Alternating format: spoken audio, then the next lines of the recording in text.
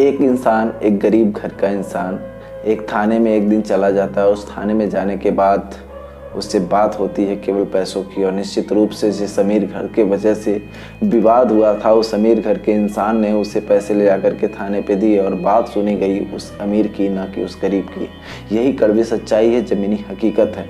अतः संविधान तले उस गरीब व्यक्ति को खूब अच्छे से रौंदा गया। काश ये संविधान ही नहीं होता और राजा वाला और जमींदारी वाली प्रथा होती तो ठीक होती। कम से कम बाहुबली लोगों की राज होता, और वहाँ पे सामने 4 लोगों के सामने जब न्याय होता तो कोई बहुत ज़्यादा झूठ नहीं बोल पाता था।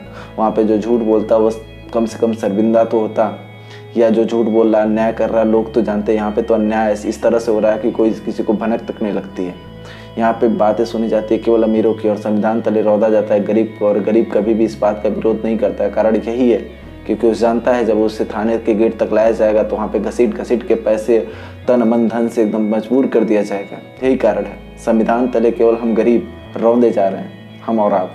यहाँ अमीरों के लिए वो संविधान एक हथियार बन चुका है और गरीबों के लिए वो एक मजबूरी बन चुकी है। संविधान 26 जनवरी 1950 को लागू तो जरूर हुआ और उसमें बताया गया कि संपूर्ण भारत पूर्ण रूप से आज़ाद हो गया, लेकिन ऐसा नहीं हुआ।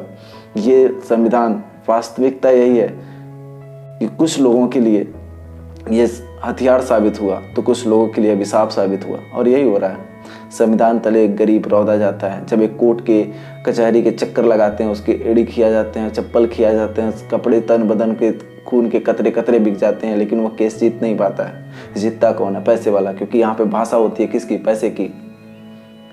यहाँ पे संविधान तले हम रौंदे जाते हैं। संविधान हमारे लिए नहीं है, संविधान किसके लिए? अमीरों के लिए, और उनके लिए हथियार है, हमारे लिए अभिशाप बन चुका है।